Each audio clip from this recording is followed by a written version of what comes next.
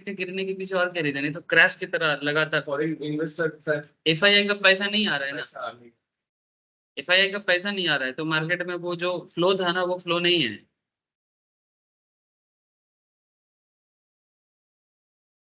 और day by day उनका पैसा और ज्यादा वो हटा रहे, देखो। और क्योंकि हाँ एफआईआई सेल कर रहा है, तो डीआईआई अभी थोड़ा सा परचेस कर रहा है, तभी मार्केट एकदम भटाक से ऐसा नहीं हो रहा है कि 21,000 क्रॉस करके 19 में आ जा रहा है, ऐसा तो नहीं हो रहा है ना, तो क्योंकि डीआईआई थोड़ा थोड़ा बाई कर रहा है, लेकिन एफआईआई अभी इंटरेस्ट नहीं दिखाना चाहता। सवाई की स्क्रीन देखा जाता है? हेलो, स्क्रीन शेयर है सर? मुझे एक बार बताओ। हाँ सर, हाँ। हाँ हाँ हाँ पेन चल रहा। मैंने थोड़ा एडजस्टमेंट किया। नहीं नहीं, नया कुछ नहीं किया, इसी के अंदर थोड़ा एडजस्ट।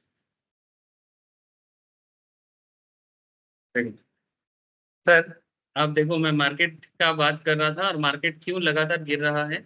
इवन लास्ट क्लास का टेक्निकल क्लास याद करो, हम लोगों का लास्ट, आई थिंक वेडनेसडे ना, वेडनेसडे हम लोग क्लास में बात कर रहे थे, टेक्निकल क्लास में। और उस दिन भी हम लोग वो यही बोल रहे थे कि सर अभी भी और भी डाउन साइड दिख रहा है। तो आई थिंक नीलांजन क्लास में था, नीलांजन बोले सर क्या हम लोगों को ऐसा सोचना चाहिए कि मार्केट यहाँ से थोड़ा कॉन्सोलिडेट करेगा।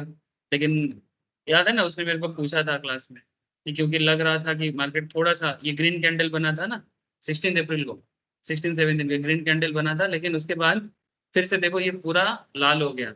मैंने धीरे धीरे मार्केट में पॉजिटिव सिस्टम कुछ नहीं आया सर, मार्केट और डाउन जा रहा है। और रेगुलर बेसिस में, इंटरेस्टिंगली रेगुलर बेसिस में आपको गैप डाउन मिल रहा है। ये जो चालू हुआ है, gap down gap down gap down, हाँ फिर से gap down.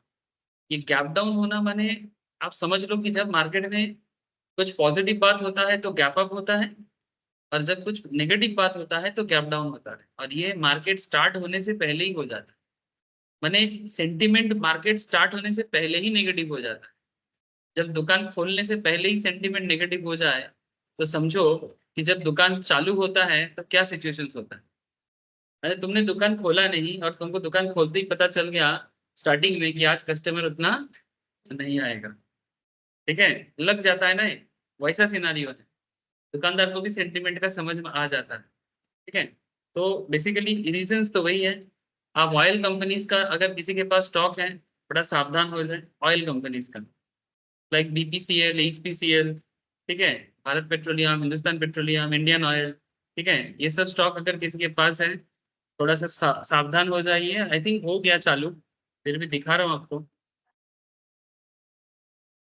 Sir Iran world का one of the biggest oil का, तेल का कुआं है उसके पास, ठीक है, ईरान के पास तेल का कुआं भी है, तेल का स्टॉक भी है उसके पास। और अभी ईरान के ऊपर अगर अटैक चलेगा, तो तुम्हें लगता है कि ईरान नॉर्मल बिजनेस कर पाएगा? नहीं ना। तो अगर ईरान नॉर्मल बिजनेस नहीं कर पाएगा, तो उसका इम्पैक्ट इंडियन मार्केट को भी आएगा। ऐसे इंडिया करेंटली ज्यादातर तेल रशिया से लेता है, मिडिल ईस्ट से भी कम लेते हैं, मैंने दुबई से भी हम लोग कम, हम लोग रशिया से ज्यादा ले रहे हैं। अमेरिका का आंख, अमेरिका ने आंख दिखाया था, क्योंकि middle eastern market America control करता है, लेकिन रशिया के साथ अमेरिका का सबसे बड़ा झगड़ा है, ठीक है, सबसे बड़ा एनिमी है। लेकिन अमेरिका भी इंडिया के साथ अच्छा रिलेशन रिश्ता रखना चाहता है, लेकिन इंडिया भी इतना इंडिपेंडेंट हो चुका है कि हम किससे तेल खरीदे किससे ना खरीदे, इसका दादागिरी अमेरिका नहीं करेगा, जो पहले हमेशा करता था, ठीक है। अभी इंडिया डरता नहीं है, क्यों? इंडिया के पास एक अच्छा लीडर है, दैट इज द रीजन, ठीक है, इंडिया के पास एक अच्छा लीडर है, यही रीजन है कि इंडिया भी डरता नहीं है। पॉकेट में पैसा होने से ही मैं डरूंगा नहीं, ऐसा बात नहीं है। डर एक ना कैरेक्टरिस्टिक चीज है, इसमें साथ ना पॉकेट के पैसे के साथ ना डर का कोई मैटर नहीं है कि हम गरीब हैं दूसरे का सुनना पड़ता है। ये जो एडजस्टमेंट वाला सोच होता है ना, ये एक्चुअली गरीब सोच होता है, ठीक है। पॉकेट में पैसा रहने से भी बहुत लोग डर जाते हैं। तो बात ये नहीं कि पॉकेट में पैसा है कि नहीं है, it's not the big deal. Big deal ये है कि एज ए कंट्री, एक सॉवरेन कंट्री के हिसाब से, सॉवरेन माने क्या, जिसपे किसी का कंट्रोल नहीं है, जो खुद ही खुद को कंट्रोल करता है, as a sovereign country India fully decide कर सकता है कि मैं किससे क्या करूं किससे क्या नहीं करूं। अब पाकिस्तान का तो यही चीड़ था, वो पाकिस्तान का इकोनॉमिक सिचुएशन अगर आप देखोगे, इमरान खान उन लोगों का जो लास्ट प्राइम मिनिस्टर था, अभी तो उसके बाद तो वो हट गया। तो इमरान खान गया था रशिया तेल लेने के लिए। इंसिडेंट अगर किसी ने याद करोगे, 6-7-8 महीने पुराना बात है, लास्ट ईयर का था आई थिंक। ठीक है, तो इमरान खान भी रशिया तेल लेने गया था, लेकिन अमेरिकन पाकिस्तान मिलिट्री और अमेरिका, क्योंकि अमेरिका पाकिस्तान में बहुत मदद किया है, अभी भी पैसा देता है, और ये जो इंडिया के साथ वो जितना वार लड़ा है, सब वार के पीछे अमेरिका का हाथ है। अभी अमेरिका पाकिस्तान को और सपोर्ट नहीं करना चाहता, ठीक है, क्योंकि उसको समझ में आ गया, क्योंकि लादेन को उसी को पाया गया। मैंने अमेरिका जिसको सपोर्ट किया उसी के घर से लादेन मिला, जो लादेन अमेरिका को अटैक किया। बोलता है ना आस्तीन का सांप, ठीक है, तुम जिसको घर पे दूध दे के पाला था वही तुमको डांसा। ठीक है, तब अमेरिका का क्या हुआ, नींद खुल गया। अभी वो पाकिस्तान को सपोर्ट नहीं करना चाहता, लेकिन अभी भी वर्ल्ड बैंक में, IMF में जब लोन के लिए कटोरा लेके पहुंचता है, वहां पर अमेरिका का दादागिरी है कि पाकिस्तान को लोन मिलेगा नहीं मिलेगा, पर अमेरिका का कंट्रोल आ जाता है। तो इसलिए पाकिस्तान अभी कुछ कर नहीं पा रहा है। रशिया से तेल लेने गया था लेकिन ले नहीं पाया। फिर इमरान खान आके बोलो, वो पाकिस्तान मीडिया में बोल रहा है कि इंडिया को देखो वो क्या कर रहा है। ठीक है, तो वहां का लोग बोला, देख इंडिया का सपोर्ट कर रहा है इमरान खान। ठीक है, सपोर्ट नहीं कर रहा है वो, तो बेसिकली इंडियन लीडरशिप का तारीफ कर रहा है कि वो किसी इंडिपेंडेंटली काम कर पा रहा है, और पाकिस्तान क्यों नहीं कर पा रहा है। तो जो भी हो, सिचुएशंस में दो कंट्री का इसलिए कंपेयर किया। अब इंडियन ऑयल मार्केट में भी सिचुएशंस बिगड़ सकता है अगर वार सिचुएशंस खींचता गया तो। क्या हो गया प्रिंस का, एक सेकेंड। স্যার সরি हाँ স্যার, একটা জিনিস একটু জিজ্ঞেস हाँ, बोलो করতে, बोलो बोलो। যদিও যদিও দেরিতে জয়েন করেছি বলে হতে পারে, বলছি কালকে মার্কেট এভাবে পড়লো, সেটার কারণটা কি শুধুমাত্র কি যুদ্ধের কারণ নাকি আর অন্য কোনো কারণ থাকতে পারে? তুমি কি আর কিছু কারণ জানো? না আমি জানি না, আমি সেই জন্য জিজ্ঞেস করছি। আর কোনো কারণ নেই, এই ওয়ার সিচুয়েশনসটাই মেইন রিজন হয়েছে। ইরান অ্যাটাক করেছে, সরি ইরান তো অ্যাটাক করেই ছিল, ইসরায়েল হ্যাঁ। পাল্টা অ্যাটাক করেছে। আচ্ছা। इजराइल पाल्टा अटैक করেছে। इवन यूनाइटेड नेशंस बोल रहे हैं कि नहीं ऐसे नहीं करना चाहिए, अमेरिका बोल रहे हैं नहीं थोड़ा सा रुक जाओ देख लो, इजराइल बोल रहे हैं कि भाई अपना इंटरनल मैटर अपना चीज है, कोई हमको मारेगा हम तुमको पूछ के बात करेगा क्या। जैसे पाकिस्तान में जब इंडिया सर्जिकल स्ट्राइक किया था, पाकिस्तान हमारे यहाँ पर बार बार अटैक करता है, हमारे जवान को मारता है कश्मीर में। ठीक है, तो जब मोदी जी जब सर्जिकल स्ट्राइक करके वो अभिनंदन को भेज के जब POK में घुस के जब मार के आया, तो पाकिस्तान सबको ही बोलने लगा कि भाई देखो बिना परमिशन का कैसे घुस के मार रहे हैं, तो फिर कोई हमको अटैक करेगा तो हम लोग बैठे रहेंगे क्या। पुराना प्राइम मिनिस्टर जो था, पुराना प्राइम मिनिस्टर मैंने मनमोहन सिंह जी, है ना, वो सोनिया जी को पूछेगा, फिर सोनिया जी को बोलेगा चलो चलो यूनाइटेड नेशंस जाते हैं पूछ के आते हैं। अगर वो बोलेगा अटैक करने के लिए तो अटैक करेंगे, नहीं तो हम लोग और गोली खा लेंगे। तो इजराइल भी वही बोल रहे, सही तो बोल रहा है, क्या बात बात भी पूछना। कोई तुमको मारने आएगा तुम भी मारो, और क्या करोगे। या फिर अगर समझाना है तो जो युद्ध स्टार्ट होने से पहले समझाना कि वार होना नहीं है। मेरे हिसाब से वार नहीं करना है, उसके लिए जो करना है पहले कर सकते हैं। एक बार वार हो जाए कौन चुप बैठेगा, कोई नहीं चुप बैठेगा, और बैठना भी नहीं चाहिए। और एक्चुअली ये जो मार्केट फिर से डाउन गया, इसके पीछे वही रीजन है जो मैं बार बार आपको बोल रहा था कि आप लोग वार सिचुएशंस का खबर रखो, क्योंकि वार सिचुएशंस और जितना इंटेंस होता जाएगा मार्केट और डाउन होता जाएगा। और जिसका भी तेल का मार्केट, तेल का अगर किसी का भी शेयर है ऑयल मार्केट का, या ऑयल डिपेंडेंट जितना इंडस्ट्री है, petrol diesel crude oil dependent, आप ये तो डायरेक्ट इंडस्ट्री है, BPCL से भारत पेट्रोलियम, देखो गैप डाउन ओपनिंग दिया है, देख रहे सर, पूरा गैप डाउन ओपनिंग दिया है। ये देखो कल तक थोड़ा सा साइडवेज चल रहा था, कल तक थोड़ा सा साइडवेज चल रहा था, आज देखो पूरा, क्योंकि इससे पहले ईरान अटैक कर रहा था। इजराइल के पास उतना तेल नहीं है, ठीक है, तेल है ईरान के पास। अब ईरान के पास तेल है और ईरान पे ही अटैक हो रहा है, तो ईरान से जो जो कंट्री तेल लेता था अब वो थोड़ा सा मुश्किल में आ जाएगा। अब रशिया का जो तेल है वो मार्केट में और ज्यादा नीड है उसका, तो अभी रशियन तेल इंडिया भी लेगा, दूसरा कंट्री भी तो लेगा, और रशिया को भी तो प्रॉफिट मिलेगा, तो दाम बढ़ सकता है। तो बेसिकली इनका जो मार्केटिंग कॉस्ट है, इनका जो मार्केटिंग कॉस्ट है ये बढ़ जाएगा, माने इनका परचेसिंग कॉस्ट मार्केटिंग कॉस्ट सारा बढ़ जाएगा। इसी सिचुएशंस के साथ इनका शेयर का दाम गिरा है। कितना चल रहा था, कितना गिरा है देखो, लास्ट दिन क्लोज हुआ था 589.57 और आज ओपन हुआ 577 पे। हाँ हाँ सॉरी, यहाँ से नहीं, रेड हुआ है ना, रेड माने यहाँ से स्टार्ट हुआ 577 पे स्टार्ट हुआ, और खींचे नीचे खींच के चलाया 574 में, मैंने एक तो गैप डाउन ऊपर से नेगेटिव ही चलेगा और जाएगा और नीचे जाएगा। बीपीसीएल एचपीसीएल भी देख लो, ये सब डायरेक्ट इंडस्ट्री है जो पूरा तेल मार्केट को डायरेक्टली इनका कंट्रोलिंग है। एचपीएल ना एचपी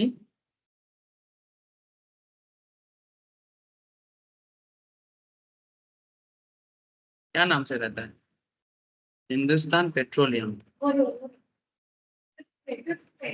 यही वाला फिफ्थ में था।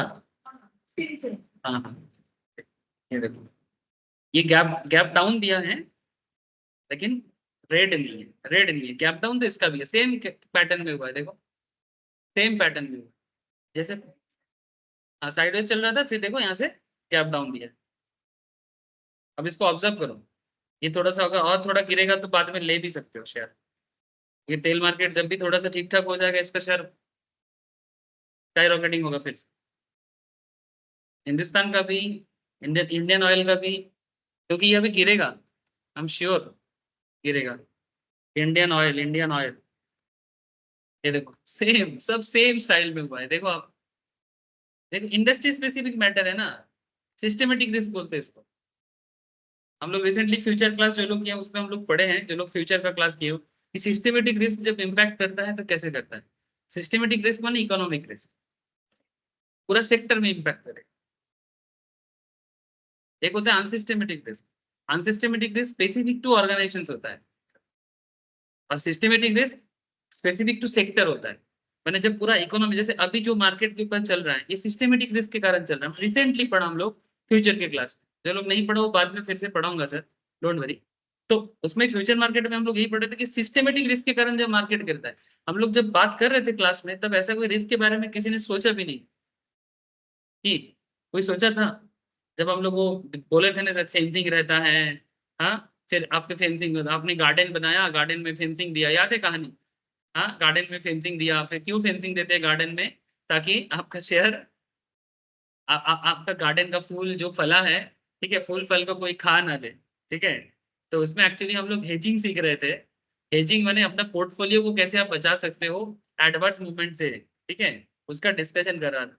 तो तब किसी के मन में ऐसा कुछ था नहीं, हम लोग पूरा चल रहा सोच रहे थे कि मार्केट तो अभी पूरा मोमेंटम के साथ है, इलेक्शंस आ रहा है, एक पॉजिटिव, जब तक इलेक्शंस का रिजल्ट माने आना है तब तक मार्केट बढ़ेगा, क्योंकि मोदी मोदी जी के लीडरशिप के लिए मार्केट थोड़ा सा ज्यादा ही पॉजिटिव ही है, ठीक है। तो सब कुछ लेके मार्केट में ना एक मोमेंटम अच्छा ही चल रहा था। लेकिन देखो ये वार सिचुएशन किस तरह से पूरा सिनारियो को इधर उधर कर रहा है, कहाँ से कहाँ गिरा है देखो।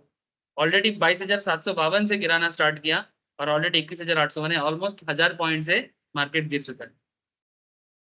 22,700 क्या, ये तो आवरली है, हाँ 22,700, हाँ यहाँ से गिरना स्टार्ट किया 22,700-800 से, पूरा 1000 पॉइंट में ऑलरेडी गिरा। ये वार सिचुएशन ही है। अब और थोड़ा सा ऑब्जर्व करो, अभी एंट्री का तो मैं कल भी क्लास में बोल रहा था, लास्ट क्लास में, एंट्री का तो अभी कोई सिचुएशन दिख नहीं रहा है। उल्टा आप देखते जाओ कि वार सिचुएशंस जब तक थोड़ा सा स्टेबल नहीं हो जाता, मैंने जब मैं आपको लास्ट दिन बोल रहा था ना कि जब वार हम लोग का आदत हो जाएगा, शायद उनका वार चलेगा बट उसके अंदर भी लोग जीना सीख लेगा, तब इंडियन मार्केट में भी आपको रिकवरी मिलेगी।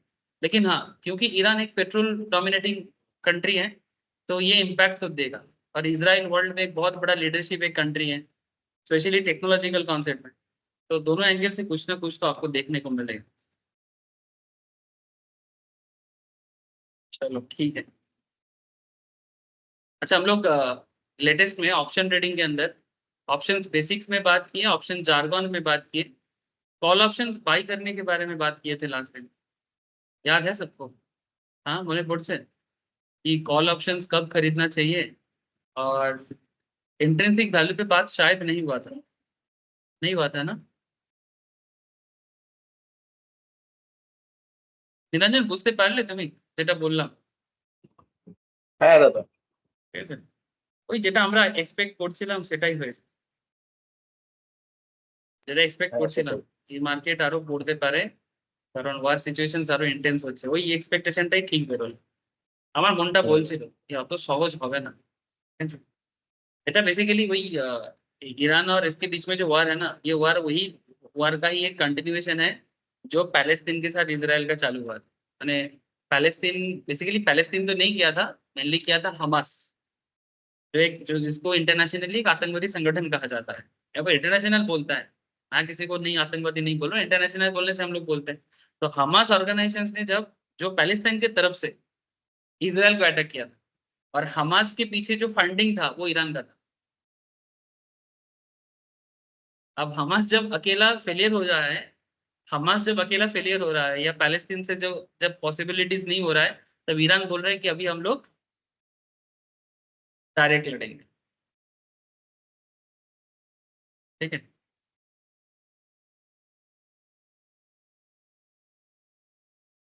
तो कॉल ऑप्शंस को बाई करना है, और कॉल ऑप्शंस को बाई करके हम लोग मार्केट में किस तरह से इंट्रिंसिक वैल्यू के थ्रू से प्रॉफिट लॉस सिचुएशंस को देखेंगे, इस चीज पे मैं थोड़ा सा आपसे बात करूंगा।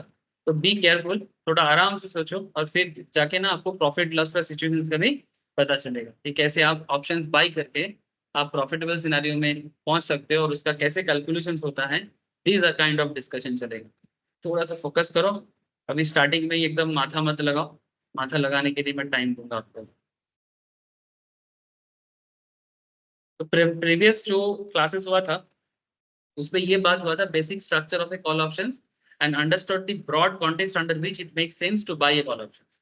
इन सिंपल में अगर आपको सिंपली याद कराऊं कि सर कब कॉल ऑप्शंस खरीदना चाहिए, when you are bullish on stock, when you are bullish on stock या एसेट। जैसे रिसेंटली गोल्ड मार्केट का सिचुएशन देखे हो ना सर, पापा को पूछे थे क्या करते हो। हाँ, पापा को मैं बोलूंगा अगर कभी मिलेंगे तो, जैसे आपकी बेटी बोल रहे हैं कि 10 ग्राम रुपा का दाम, सिल्वर का दाम 1 लाख टका है। हाँ, तुमने बोला था ना 10 ग्राम रुपा का सिल्वर का दाम एक पे। हाँ वही 85,000 है। मैं पापा को पूछूंगा। हाँ? तो क्या हुआ।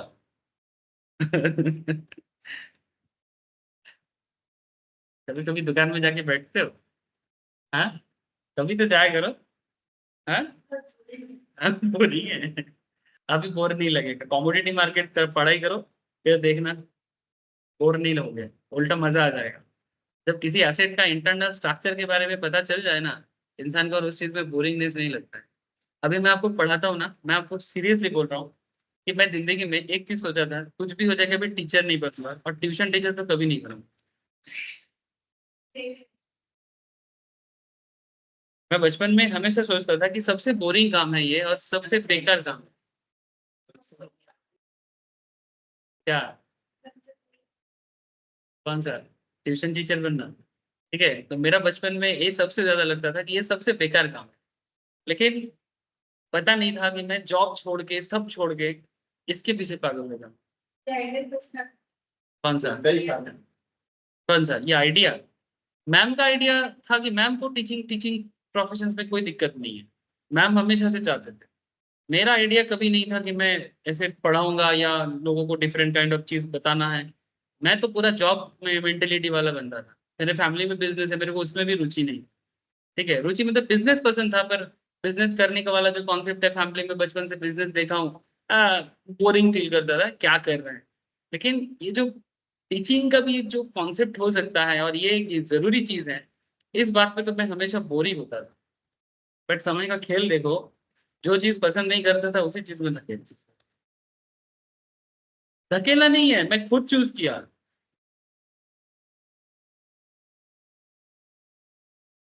मतलब वो सिचुएशन तुमको पूरा कायनात जोड़ देगा, बोले भाई यही करना है तेरे, कर लिया। ऐसे ये तो मेरा प्राइवेट कॉन्सेप्ट है, मैं चाहूँ तो कभी भी बंद कर सकता हूँ। ठीक है, लेकिन पॉइंट इज दैट कि मेरे को इस चीज में मजा आता है। जो चीज तुम्हें मजा देता है ना, वो चीज अगर तुम करोगे तो तुम कभी बोर नहीं होंगे, जब तुमको उस चीज का अंदर का चीज पता चल जाए कि तुम कर क्या रहे हो। वही चीज मैं बोल रहा हूँ कि अभी उसने बोला ना मेरे को बोरिंग लगता है सोना रूपा का कॉन्सेप्ट, तो मैं वही बोल रहा हूँ कि जिस दिन तुमको पता लग जाएगा अंदर वाला बात, तब तुमको उस चीज में बोरिंगनेस नहीं आएगा। इसलिए मैं आपको मेरा एग्जांपल दिया। हाँ, वो अलग वो अलग चीज है, मैं मार्केट का बात कर रहा हूँ। देखो मेहनत तो हर चीज में लगता है, हर काम पे जो काम करता है। मैं सारा दिन 8 घंटा बकता हूँ, वो सारा दिन इधर उधर घूमता रहता है, तब जाके उसका काम होता है। ठीक है, हर कोई जो भी काम करता है सबका अपना अपना काम है। अब जो भी काम करोगे उसमें तुमको जलना तो पड़ेगा। ठीक है, क्योंकि सोना जल के ही बनता है। जो तपा नहीं वो सोना बना कैसे? हाँ, तो तुमको जलना जलना पड़ेगा सर, अगर सोना बनना है तो। नहीं बनना है।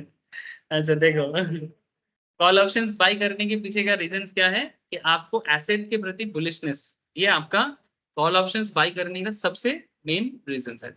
अगर आपका लगता है कि नहीं एसेट क्लास आगे बढ़ेगा नहीं, जैसे सोना का दाम क्यों बढ़ा, ठीक है, ये वार के कारण। चलो आपको मैं गोल्ड का रिसेंट सिनारियो दिखाता हूँ, आपसे आप लोगों को पता होगा।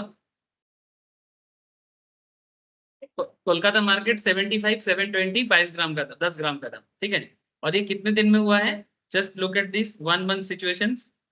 मार्च 19 में 67,000 था, मार्च 19 में 67,000 था, और मार्च 19 से ये चला गया एक महीना, ठीक है, 19 अप्रैल, 19 मार्च से 19 अप्रैल, कितना 7,000 टका में सोना का दाम बढ़ गया, 7,500 में। It's huge matter, huge matter. Just imagine किस लेवल का ग्रोथ दिया है सोना मार्केट लास्ट। मैंने ग्रोथ बोले कि क्या बोले, परचेजर के एंगल से तो खराब है, पर इन्वेस्टर के एंगल से बहुत अच्छा है। अब जो लोग इन्वेस्ट कर रहा है ना सोना में, कहाँ से? नहीं सर, कमोडिटी मार्केट में आप फिजिकल गोल्ड में आपको इन्वेस्ट करने का जरूरत नहीं होता है। आप गोल्ड में इन्वेस्ट करते हो वर्चुअली, लेकिन that is equivalent to physical gold. Gold आदमी गोल्ड का स्टॉक रहता है, इसलिए बेकार ट्रेडर से ऐसे कुछ होता है। हाँ, एक तो ये कॉमन मार्केट रहता है जिधर क्वांटिटी ऑफ गोल्ड मौजूद है, उसका बेसिस पे कौन खरीद रहा है कौन बेच रहा है आप कर सकते ये होता है। हाँ, जो मार्केट रेट है उसी में चलता है, लेकिन इसका इंडेक्स होता है, जैसे निफ्टी चलता है, निफ्टी के अंदर हजारों स्टॉक है, वैसा गोल्ड का भी अपना अलग बहुत सारा गोल्ड है।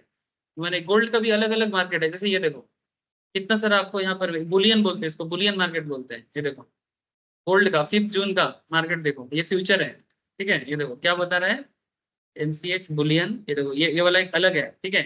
ऐसे गोल्ड है, सिल्वर है, क्रूड ऑयल है, नेचुरल गैस है, लेड है, कॉटन कैंडी है, जिंक है, कॉपर है, ये सब तरह का कॉमोडिटी है। ऐसे इसका डिटेल्स हम लोग कॉमोडिटी मार्केट में बात कर लेंगे सर। बहुत रिस्क होता है ऐसा कुछ है तो। नहीं नहीं सर, रिस्की का कुछ मैटर नहीं है, जैसे स्टॉक मार्केट है वैसा ही कॉमोडिटी मार्केट है, बस आपको पर्टिकुलर कॉमोडिटी का फ्यूचर एंड सिचुएशंस के बारे में पता होना चाहिए।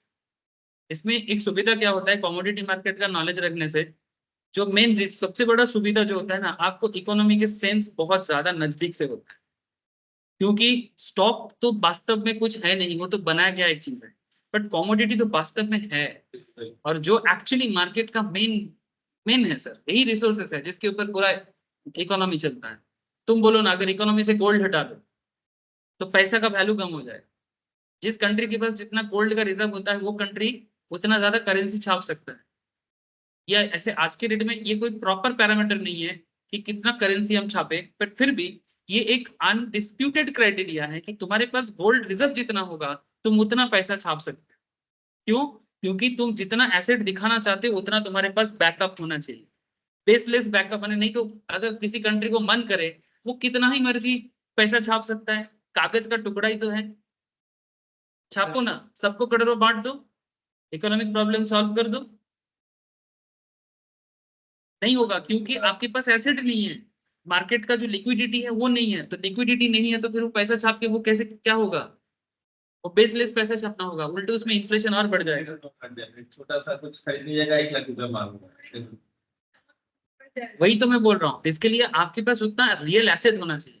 और ये गोल्ड को रिजर्व करके, गोल्ड को रिजर्व करके पैसा जो छपने का जो कॉन्सेप्ट है ये बहुत प्राचीन है।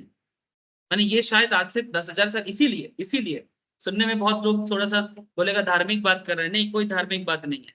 इंडियन टेम्पल्स, भारत में जो पुराने मंदिर हैं, ठीक है, जिसको लूटा गया है फॉरेन इन्वेडर्स द्वारा, ठीक है, फॉरेन इन्वेडर्स द्वारा जो बाहर से आया है और हमारे टेम्पल को लूटा है। मैं यहाँ पर जात पात नहीं कर रहा हूँ, ये हिस्टोरिकल प्रूफ है कि लूटा गया है, ठीक है। सोमनाथ मंदिर लूटा गया, नॉर्थ इंडियन सारा टेम्पल, साउथ इंडियन टेम्पल लूटने से बचा है due to some reasons, because north का राजा लोग अटैक करते करते करते करते साउथ में पहुंचते पहुंचते थोड़ा देरी होता था, इसलिए आज भी साउथ इंडियन मंदिर जिंदा है। नॉर्थ इंडियन सारा पुराना मंदिर स्ट्रक्चर ध्वस्त हो चुका है।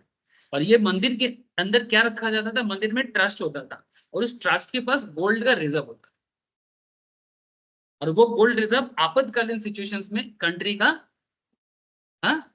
मदद माने पूरा मदद।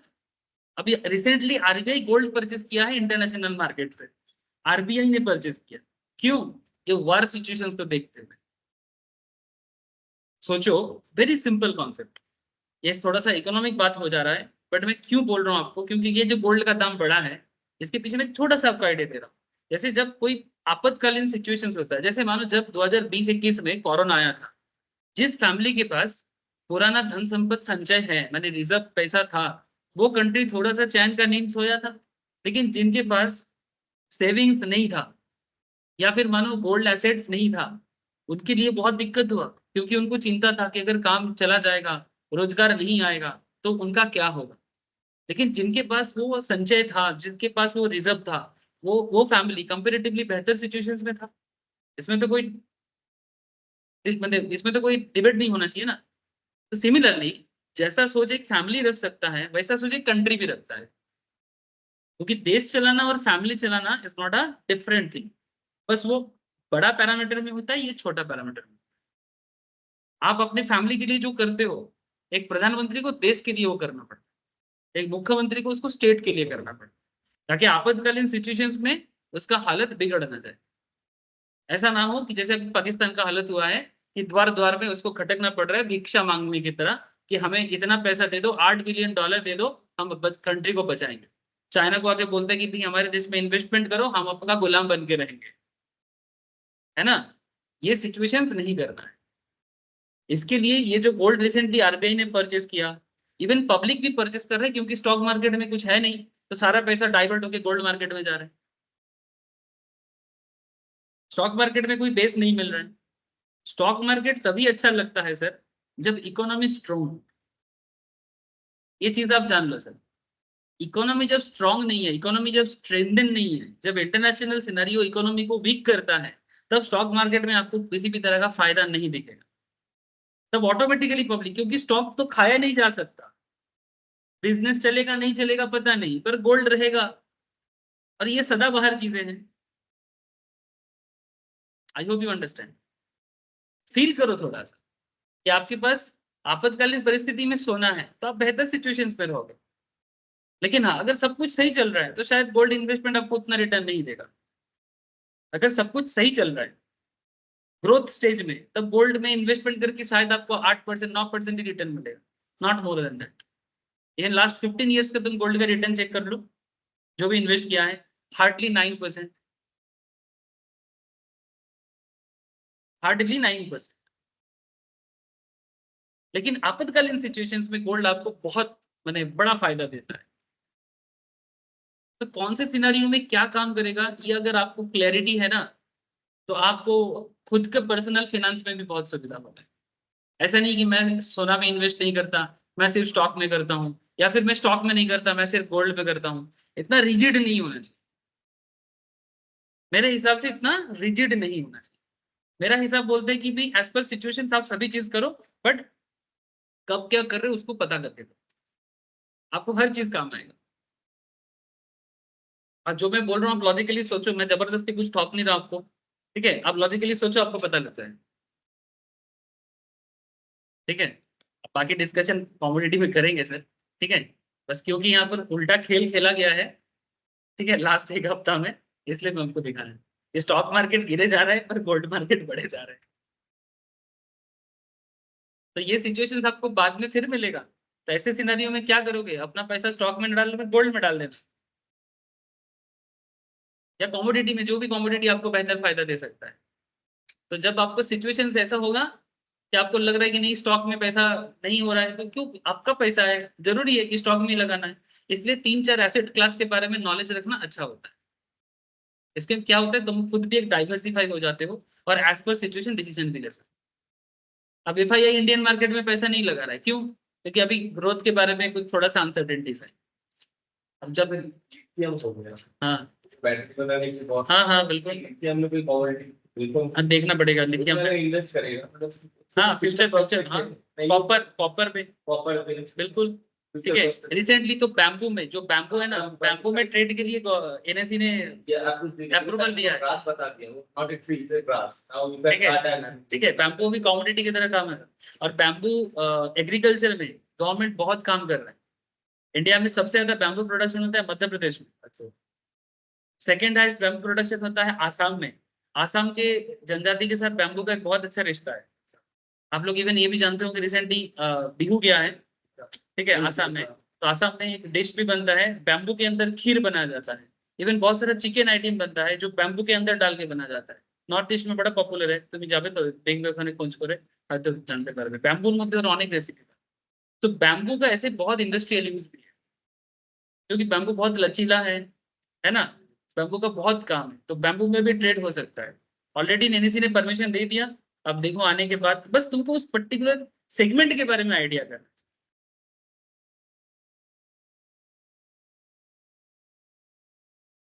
चलो सर, बहुत सारा बात हो जा रहा है, लेकिन हमें ऑप्शन पे टिके रहना है, ठीक है। चलो ठीक है, कभी कभी ये सब भी बता देना पड़ता है, मैं इतना सोच के नहीं पढ़ाता हूँ सर, जब जो फ्लो में आता है बोलता रहता हूँ। ठीक है? इतना सोच समझ के पढ़ाने से ना सिलेबस तो जल्दी खत्म हो जाएगा। लेवल वाला चाहता हूं कॉन्सेप्ट ठीक है, सिलेबस तो खत्म हो जाएगा। एग्जाम भी करता है, हाँ एग्जाम भी देता है। तो ये सुमित है, फिर आपका बहुत सारे हैं, क्या नाम, सबका नाम भूल जा रहा हूँ मैं, जो मार्केट में काम, नंदन है, ठीक है, जो मार्केट में काम करता है। ये सब एग्जाम, और ही तभी एग्जाम देगा। ठीक है, फिर और एक लड़का है, लास्ट बैच में तो बहुत सारा था, सब एग्जाम दिया, पास किया, कोई कोई जॉब कर रहा है, कोई कोई अपने खुद का प्रैक्टिस चालू कर दिया, मैंने एज एन एडवाइजर काम करने चालू कर दिया। नहीं ये तो सही है, देखो सिलेबस तो मुझे खत्म करना ही है, लेकिन ये सब जो बात बोलना पड़ता है ना, ये भी जरूरी होता है, क्योंकि अल्टीमेटली सीखने का मेन पर्पस तो इन्वेस्टमेंट है ना। तो वही अगर नहीं हो पाया तो फिर किस बात का।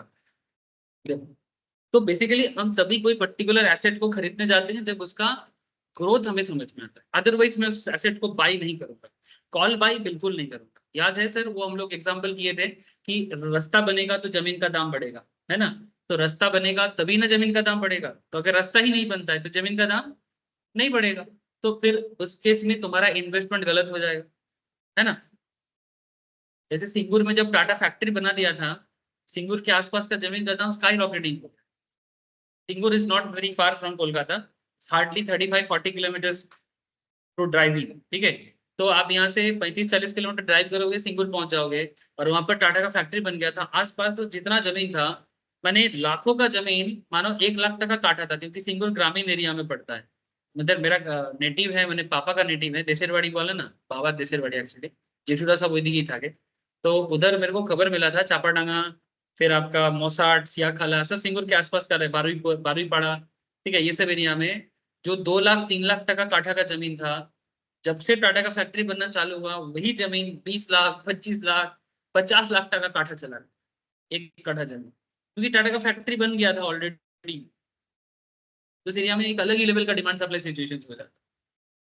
फिर जैसे ममता दीदी ने, ममता दीदी का ऐसे पागलपंती चला, फिर मोदी ने बोला भाई आ जाओ गुजरात, और जैसे ही टाटा फैक्ट्री उठा के गुजरात लेके चला गया, पूरे इंडस्ट्रियल हब बन गया, ऑटोमोबाइल हब बन गया। उसके बाद सदान में पोर्ट आ गया, सब काम, सब अभी तो पूरा 8 मोटर ऑटोमोबाइल। एक्चुअली गुजरात का डेवलपमेंट टाटा जाने के बाद चालू हुआ, ये इंटरेस्टिंग फैक्ट है, ये इंटरेस्टिंग फैक्ट है। तो खेल क्या है कि ये बुलिशनेस बियरिशनेस के साथ पॉलिटिकल डिसीजंस का भी बहुत बड़ा रिश्ता नाता है सर, इसलिए बहुत सोच समझ गए, ठीक है। अच्छा, तो हम लोग अभी ये बात करेंगे सर, फॉर्मली स्ट्रक्चर और thoughts on the call options and get a firm understanding on both buying and selling of the call options before we move ahead any further. So here is a quick recap. It makes a sense to be a buyer of a call options when you expect the underlying price to increase. जब underlying price stock का या asset का बढ़ेगा तभी buyer बनो। If the underlying price remains flat, अगर underlying का price माने underlying माने एसेट, हाँ हो गया था, रिपीट इसलिए करना पड़ रहा है क्योंकि टॉपिक को कनेक्ट करना है। अगर अंडरलाइंग प्राइस फ्लैट रह जाता है या गोज डाउन, ठीक है, मैंने गिरता है तो buyer of a call option losses में, ठीक है। And third point is the money the buyer of the call option would loss is equivalent to the premium the buyer pays to the seller or writer of the call option। माने एक buyer जितना premium देगा, जैसे कि हम लोग अजय और वेनु के एग्जांपल में देखे थे, 1,00,000 दिया था ना अजय ने वेनु को, तो वो 1,00,000 का प्रीमियम जो है वो उसका मैक्सिमम लॉस हो सकता है। और इवन स्टॉक के केस में भी आप जितने का प्रीमियम भर रहे हो उतना प्रीमियम तुम्हारा लॉस हो सकता है। ये कॉल ऑप्शंस बायर का मेन रिस्क है अगर एसेट क्लास ग्रोथ नहीं करता है। तो ऐसे एक सिनेरियो यहाँ पर बना था, building A case for a call option, जहां पर एक बजाज ऑटो का एग्जांपल लिया गया था कि बजाज ऑटो,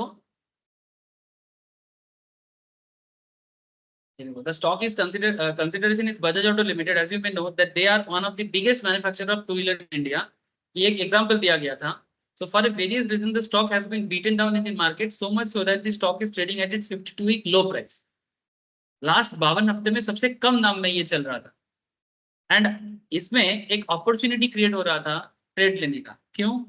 क्योंकि एक तो स्टॉक 52 वीक लो में चल रहा है और लो में जाने का प्रॉपर रीजंस जो भी हुआ था वो पहले हो चुका था। लेकिन ऐसा नहीं कि बिजनेस बंद हो रहा है, बिजनेस अच्छा सिचुएशंस में है तो ये फिर से एक रिट्रेस बैक करेगा। इसमें मानो कैंडल स्टिक्स तुमको सपोर्ट दे रहा है, वॉल्यूम सपोर्ट दे रहा है, सपोर्ट जोन में। माने ये जो मार्केट में गिरा है ना, ये देखो यहाँ पर एक मूविंग एवरेज लाइन भी है और ये देखो मार्केट में इसका दाम चल रहा था 2028 का, ठीक है। तो आपको यही चीज यहाँ पर बता रहे हैं कि अगर आप देख रहे हो कि कोई स्टॉक लगातार डाउन में था और उसके बाद उसके बिजनेस में एक सिचुएशंस ऐसा दिख रहा है कि और गिरना नहीं चाहिए। जैसे रिसेंट एग्जांपल में एचडीएफसी बैंक, मैं रिसेंट एग्जांपल में क्लास में डिस्कस किया इसलिए एचडीएफसी बैंक का बता रहा हूँ। बहुत गिरा था, गिरते गिरते 1370-80 में चला गया था, 1600 से गिरना चालू किया, 1700 से। लेकिन उसके बाद क्या बोल रहा था सर कि सर मुझे नहीं लग रहा है या मार्केट को नहीं लग रहा कि और गिरेगा। तो ऐसे सिनेरियो में आप बुलिश हो जाते हो स्टॉक को कि भाई बहुत गिर गया, अंडर वैल्यूड हो गया और नहीं गिरेगा। ऐसे सिनारियो में चाहे बजाज ऑटो हो, एचडीएफसी हो, चाहे कोई भी स्टॉक जो भी आप एनालिसिस कर रहे हो, अभी नाम बोलना चालू करूंगा तो खत्म नहीं होगा, तो आप कॉन्सेप्ट को क्लियर करो। तो Bajaj Auto is quality fundamental stock and there is no denying this. Second is the stock has been beaten down so heavily makes me believe this could be a market's overreaction to volatility in Bajaj Auto's business cycle। मैंने market कुछ over react हो गया था। ऐसे market क्या है ना, जब किसी को तुम खराब बोल दो तो उसके पीछे ही पड़ जाता है। मार्केट का क्या है ना, किसी को खराब बोल देने से उसके पीछे पड़ जाता है, पीछे पड़ जाता है मैंने उसको लगता है कि भाई ये और खराब है, ये बर्बाद हो जाएगा, है ना। तो मार्केट उसको एकदम सेल में पूरा बांध देता है। ऐसा नहीं है, शायद इतना नहीं होना चाहिए। अब अदानी के बारे में हिंडनबर्ग ने क्या रिपोर्ट दे दिया, मार्केट को लगा कि ये पूरा खत्म ही कर देगा, अदानी एकदम बेकार है। इवन ऑटो वाला भी रास्ते में बोलता है, इसका तो नाम पहले कभी नहीं सुना, ये जब से मोदी आया तब से अदानी का नाम सुन रहे। भाई तुम 2 दिन का तुमको कुछ पता नहीं है अदानी कब से बिजनेस कर रहे हैं। आजकल खबर में क्या छप गया, तुमको लग रहा है ये कौन है अदानी, हम लोग को कुछ नहीं दे रहे, सब अदानी को दे रहा है, फैमिली मेंबर होगा। मेरे को ऑटो वाला टैक्सी वाला लोग बोलता है, बोले सब क्या कर रहा है मोदी, सब तो अदानी को दे रहा है। समझ रहे सर? तो जो भी हो, मार्केट कुछ गलत अलग ही लेवल में सोचता है सर। तो मार्केट कभी कभी इतना ओवर रिएक्ट कर जाता है जिसके कारण शेयर का दाम उसके ओरिजिनल दाम से काफी नीचे आ जाता है। ये किसी एंगल से बायर के लिए एक अच्छा ही चीज कि भाई चलो और गिरा, क्योंकि जब लास्ट में मार्केट को लगे नहीं इसका तो बिजनेस अच्छा है। अब इसका बिजनेस मार्केट क्या है ना, मार्केट में रिटेल वाले लोग इतना, देखो यहाँ पर मार्केट साइकोलॉजी देखो, रिटेलर का क्या है, रिटेलर में कुछ नॉलेजेबल है और आधे से ज्यादा लोग लैक ऑफ नॉलेज वाले लोग हैं। पैसा है मार्केट में डालता है, किसी के कहने पे डालता है, सजेशन पे डालता है, टिप्स पे डालता है। उनका क्या, कभी लक अच्छा चले मिल गया, कभी लक खराब चले चला गया। जिसका लक खराब हो गया वो मार्केट को जुआ बता दिया, जिसका लक खराब हो गया वो मार्केट को माने अच्छा हो गया तो मार्केट बहुत अच्छा है ऐसा बोल दिया। लेकिन रियल लेवल में जो लोग मार्केट को एनालिसिस करके पैसा डालता है, जैसे कि बड़े बड़े FII, बड़े बड़े DII, बड़े बड़े HNI, ठीक है, ये कौन है? Foreign institutional investors, domestic institutional investors and HNI माने high net worth individuals. Example के तौर पे लाइक झुंझुनवाला सब थे, ठीक है, आज के रेडी में विजय केडिया, डॉली खान्ना, ऐसे बहुत बड़े बड़े रिटेल वाले हैं, रिटेल में, but they are high net worth individuals. Bollywood star Amitabh Bachchan sir, ठीक है, ये जब भी कहीं पर पैसा डालते हैं मोटा मोटी 10-20 करोड़ तो डाल ही देता है। और अमिताभ बच्चन का पोर्टफोलियो बहुत स्ट्रांग है। सीरियसली उसको स्टॉक मार्केट के बारे में बहुत नॉलेज है। ठीक है, पढ़ा लिखा आदमी है और मार्केट को बहुत स्टडी भी करता है। ये एक स्टॉक था जो अमिताभ बच्चन सर को बहुत पैसा दिया, वो है जस्ट डायल। ठीक है, जस्ट डायल जब आया था 2002-3 के आसपास में, आप जस्ट डायल का ग्रोथ देखोगे ना पागल हो जाओगे। मैं दिखाता हूँ आपको। तो उसका डेटा निकला था। अभी जस्ट डायल बिजनेस पे वो वाला बात नहीं है पहले जैसा। हाँ मेरा लिस्टिंग है तो सर वो तो देखो मेरा काम के लिए ठीक है, मैं शेयर के बारे में बात कर, मेरा लिस्टिंग है। मेरा लिस्टिंग है इसका मतलब नहीं है जस्ट डायल में जैसे मैं मार्केटिंग के लिए, मेरा प्रमोशंस के लिए मेरा जस्ट डायल लिस्टिंग है, क्योंकि लोग जब ढूंढता है कोचिंग क्लासेस के लिए तो मेरे को मिलता है। तो ये बहुत सारे लोकल बिजनेस करता है सर, तो इसका मेन बिजनेस। हाँ ऑब्वियसली मैं पेमेंट करता हूँ ना। हाँ हर महीने का होता है, साल का भी होता है, साल का भी होता है। सर बिजनेस मिलता है तो आता है, कॉल वगैरह आता हाँ है? हाँ हाँ हाँ मेरे को बिजनेस मिलता है। जितना मैं इन्वेस्ट करता हूँ उसका 2-3 गुना मैं निकाल ही लेता हूँ। मेरा होता है सर, मेरे केस में होता है, बहुत लोगों के केस में नहीं होता है। इसमें 2-3 चीज होता है सर जस्ट डायल लिस्टिंग में भी ना, आप किस तरह का लिस्टिंग कर रहे हो। ठीक है, इसमें मैंने भी ऐसा नहीं कि मेरा मैं जस्ट डायल के साथ कनेक्टेड हूँ फ्रॉम 2016। मैं कोचिंग स्टार्ट किया 15 से, मैं लिस्टिंग किया 16 पे। पहले फ्री लिस्टिंग चलाया कम से कम 6 साल, 6 महीना 1 साल। इसके बाद मैंने पेड लिस्टिंग किया 2016 ऑन 16 के एंड पे 17 से। हाँ पहले फ्री में आप डाल सकते हो, मैंने एक नॉर्मल प्रोफाइल बना दो। नहीं अभी फ्री क्या, अब तो प्रीमियम में चलता है। हाँ मतलब पेड करना पड़ता है तभी वो कॉल देता है। फ्री में आपको कॉल मिलेगा शायद 6 महीने एक कॉल मिले, ना भी मिल सकता है, वो भी क्वालिटी होगा नहीं होगा। ठीक है, इसमें ना पोजीशन भी खरीदा जाता है कि टॉप ये लोग मैंने, not like Google. Just dial is not like Google. Google जैसे कि एल्गोरिदम ही फिट है, just dial is fully manipulated. जो जितना पैसा देगा उसको उस तरह से रैंकिंग देगा। ठीक है, तो तुम जिस फील्ड से हो उस फील्ड से अगर तुमको नंबर 1 रैंकिंग चाहिए, 2 चाहिए, 3 चाहिए, तुम उस तरह से जस्ट डायल के साथ बात करके कर सकते हो। और तुमने कौन सा कीवर्ड्स दे रहे हो, आजकल जस्ट डायल भी गूगल की तरह कीवर्ड्स बेस्ड कर दिया। कीवर्ड के हिसाब से चार्ज करता है, किसी किसी केस में तो भयंकर चार्ज करता है। 1 लाख 1 साल का, 50,000, 60,000, 70,000। ठीक है, मैं बहुत कष्ट करके, तो लास्ट ईयर तो मेरा परफॉर्मेंस बहुत खराब था। मेरे को लीड पे लीड एकदम बेकार लीड देता गया और मेरे से बहुत पैसा लेता गया। मैं हर महीना कम से कम 3,000 4,000 टका पे करता था। मैंने अप्रोक्स एनुअली मैं उसको 50 से 55,000 विद टैक्स पे किया, लेकिन उस हिसाब से मेरे को बिजनेस नहीं था। कंप्लेन करने से कुछ फायदा नहीं होता। फिर मैं सोचा कि नहीं, इसका बिजनेस स्ट्रक्चर समझा, फिर मैंने थोड़ा कीवर्ड्स बेस्ड किया। अब इस साल मेरे को काफी अच्छा मिला है। मैंने क्वालिटी कॉल मिला है, कन्वर्ट हो ना हो, बट जिस पर्पस में कॉल होना चाहिए वो पर्पस का call. Conversion is different thing, but at least call सुन के पता लगता है कि भाई ये जेन्युइन कॉल था कि नहीं। अब मानो 10 लोगों में से एक कॉल कन्वर्ट होता है, इट्स ओके। तो इस बार मैंने थोड़ा सोच समझ के किया, मैंने सोच समझ के मैंने पूरा कीवर्ड्स बैठे बैठे चूज किया, फिर बोला कि मेरे को एक्स्ट्रा कुछ नहीं, बस यही कीवर्ड्स का चाहिए और मेरे को एक पोजीशन चाहिए।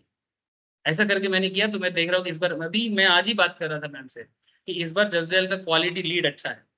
और इसमें हम लोग पहले बहुत मुश्किल में था, लास्ट ईयर एकदम खराब था।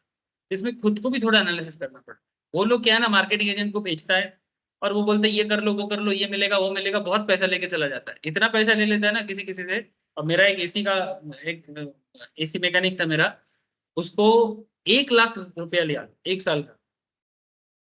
बोला कि इतना लीड देगा, उतना लीड देगा, पूरा लूट लिया उसको। उसके बाद उसका इतना मन खराब हो गया, मेरे को आके बोलता है मैं जस्ट डायल में कभी नहीं दूंगा।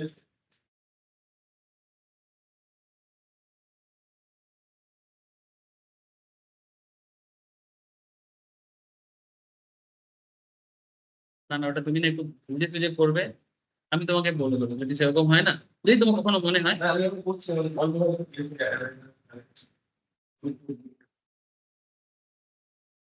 एक लोकल लिस्टिंग रखना चाहिए। जस्ट डायल है, एक कंपनी है सुलेखा बोल के। ठीक है, सुलेखा साउथ में अच्छा काम करता है, साउथ इंडिया में। तो जो भी हो लिस्टिंग कंपनी में और ज्यादा नहीं जाऊंगा, छोड़ो। तो अमिताभ बच्चन साहब का मैं आपको रिपोर्ट बता रहा हूँ उन्होंने क्या किया था। ये बॉम्बे बेस्ड एक कंपनी है। इसका ये इस अप्रोक्स 2014-15 से पहले का बात कर, तो इसका लिस्टिंग था अप्रोक्स 400-500 टका, मैंने ये आया था आईपीओ। फिर उस टाइम पे ही बच्चन साहब ने इन्वेस्ट किया था और ये इसका शेयर चला गया था विद इन 2-3 साल, कितना अप्रोक्स 1800, मेरे को जितना याद आ रहा है, ये देखो 1800, कहाँ 400 टका, कहाँ 1800 टका 2 साल में। और अमिताभ बच्चन साहब करीब करीब 2 करोड़ या 3 करोड़ लगाया था और उसको रिटर्न मिला था अप्रोक्स 20 करोड़ के आसपास, एक डेटा आया था। उसके बाद क्योंकि सबसे बड़े इन्वेस्टर बने थे रिटेल में, तो जसडायल ने अमिताभ बच्चन को बोला कि आप हमारा ब्रांड एम्बेसडर बने हो। फिर फिर काफी दिनों तक अमिताभ बच्चन सर जसडायल का ब्रांड एम्बेसडर भी रहा, ठीक है। तो बेसिकली देखो उस टाइम पे उसका बिजनेस मोड बहुत अच्छा था, तब गूगल इतना पॉपुलर नहीं था। अभी गूगल आ गया ना, गूगल काफी पॉपुलर हो गया, तो जसडायल का बिजनेस ठीक है, बट नॉट लाइक पहले जैसा। अभी तो रिलायंस खरीद लिया इसको, अभी तो जसडायल खुद का नहीं है, अभी इसमें रिलायंस का मेजोरिटी स्टेक है। रिलायंस में इसमें 60% पैसा स्टेक ले लिया इसका, अभी इसका मैनेजमेंट रिलायंस का है। ये 2022 में, 22 या 21 में मुकेश अंबानी ने इस पर इंटरेस्ट किया। उसके बाद से थोड़ा सा ये 400-500 से चल रहा था बहुत दिनों तक, ये देखो देखा 400-500 में 300, इवन 300 में चला गया था। अभी देखो हाँ, लिस्टिंग से भी नीचे चला गया था क्योंकि बिजनेस भी कुछ अच्छा खास नहीं चल रहा था। लेकिन मुकेश अंबानी इसको लेने के बाद ना, इसको ना काफी बेहतर किया, देखो ना, तभी तो 300 से 1000 में चला गया। ये मैं कितना 2020 का बात कर रहा हूँ, 2020 से 22 के अंदर थे। इवन जब रिलायंस को मिला था तभी मैंने थोड़ा सा इन्वेस्ट किया था, उसके बाद मैंने बाद में बेच दिया, जसडायल रखा नहीं, जरूरत था कुछ, लेकिन मेरे को लगा था कि बढ़ेगा। फिर भी मेरे जसडायल का बिजनेस मॉडल मेरे को बहुत अच्छा नहीं लगता है, ठीक है, क्योंकि बहुत मैनिपुलेटिव कॉन्सेप्ट है, काफी फ्रॉड भी करता है, ठीक है। लेकिन फिर भी ओवरऑल अगर देखा जाए तो नॉट बैड।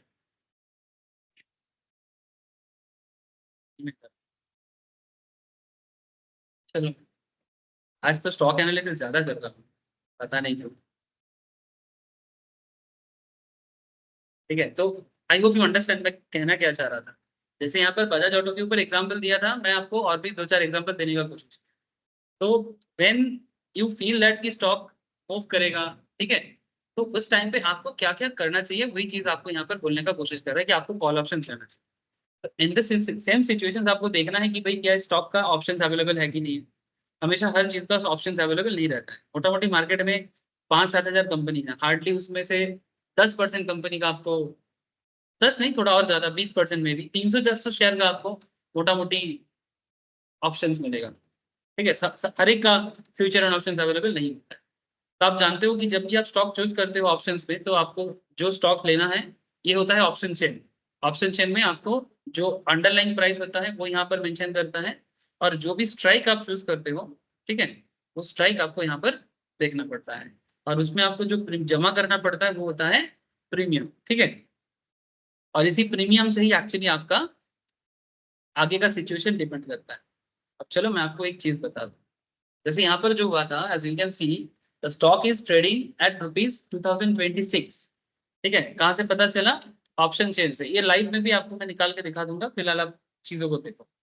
बजाज ऑटो 2026.90 में चल रहा था, इसका स्ट्राइक चूज किया गया, जो रेड लाइन में यहाँ पर दिखा रहा है 2050 दिखा रहा है, और इसका प्रीमियम चल रहा था 6.35 टका, ठीक है। अब मिनिमम एक लॉट में जितना शेयर लेना पड़ता है उसके हिसाब से प्रीमियम का प्राइस इंटू करके आपको पेमेंट करना पड़ता है। ऐसा नहीं कि 6.35 टका जमा करना पड़ता है, वो स्टॉक टू स्टॉक डिपेंड करता है कि एक लॉट में किसी के केस में 50 होता है, 100 होता है, 200 होता है, depending on the stock to stock.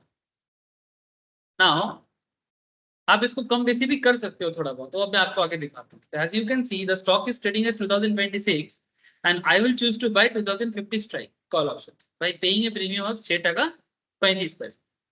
And you may be wondering on what basis I choose 2050 strike। अब इसमें सबसे बड़ा सवाल है कि सर यहाँ पर स्ट्राइक ऑप्शंस में बहुत सारा चीज था, बहुत सारा चीज माने कम से कम 1600 से लेके 2700 तक का स्ट्राइक अवेलेबल है।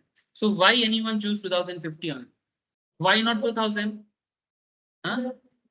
Why not 2000, why not 1900, why not 1850? Sir ऐसा कोई बात ही नहीं है, आप दूसरा भी चूज कर सकते हैं, ठीक है। लेकिन किसको चूज करने से क्या सिचुएशंस बनता है वो पहले थोड़ा सा जानो।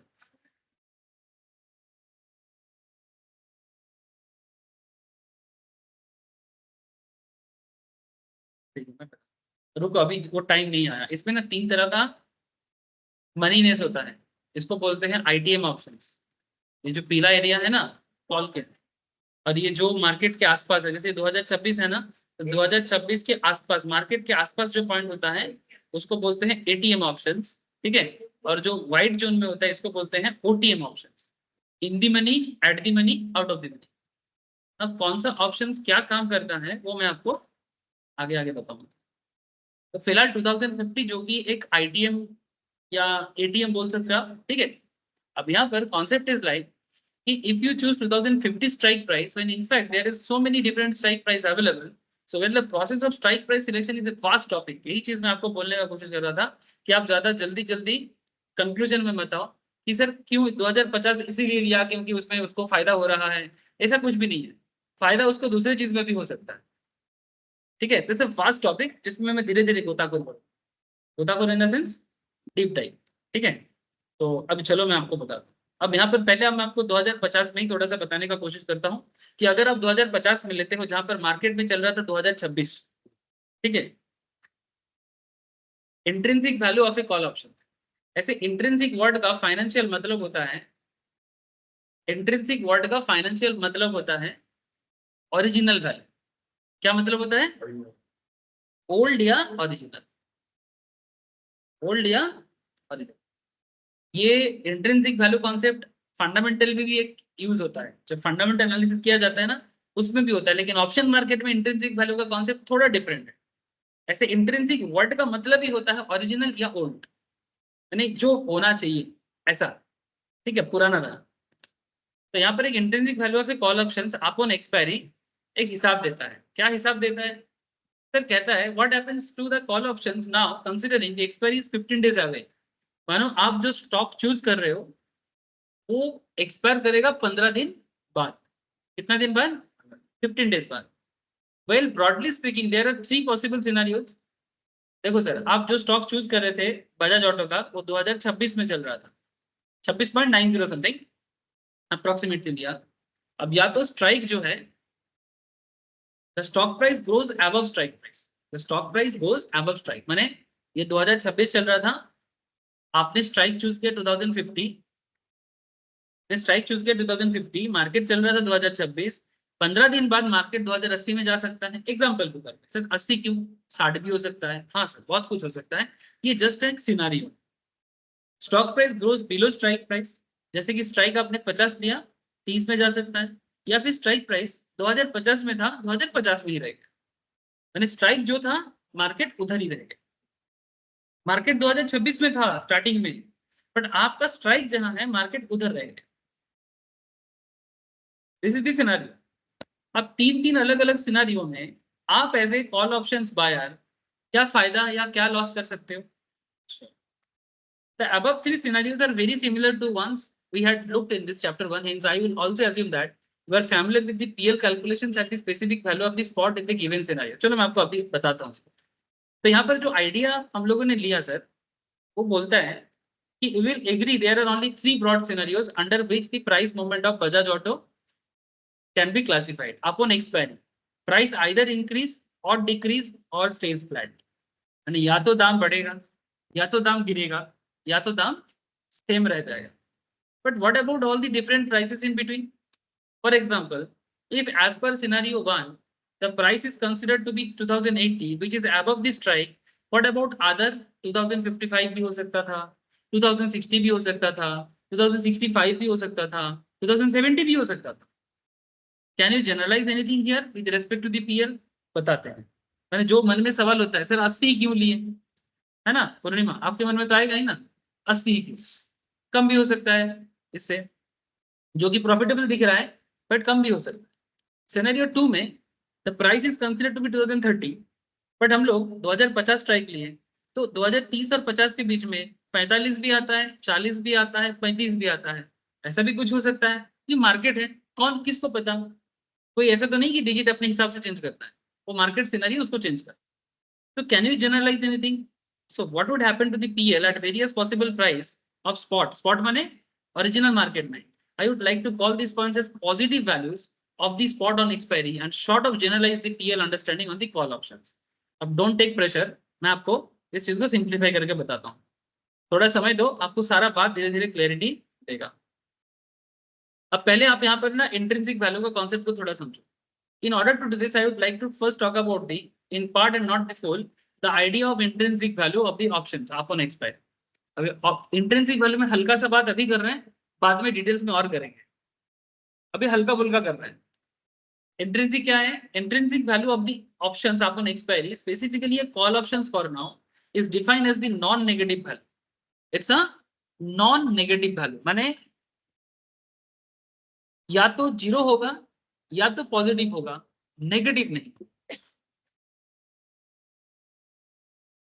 मैंने बेसिकली एग्जांपल दिले पूछते बारे, which the option buyer is entitled to if he were to exercise the call options. In simple words, ask yourself, assuming you are the buyer of a call options, how much money you would receive upon expiry. खुद को पूछो कि expiry में आपको कितना मिल सकता है. If the call options you hold is profitable. अगर कॉल ऑप्शंस जिसको तुम परचेस कर रहे हो या बाई कर रहे हो उसको तुम अगर होल्ड करते हो तो तुमको कितना पैसा मिल सकता है. ये सिंपल मैथ्स काम करता है कि इंट्रिंसिक वैल्यू इक्वल्स टू, जब when you are a call options buyer, तो इंट्रिंसिक वैल्यू का मतलब होता है, इंट्रिंसिक वैल्यू का मतलब होता है spot price minus strike price.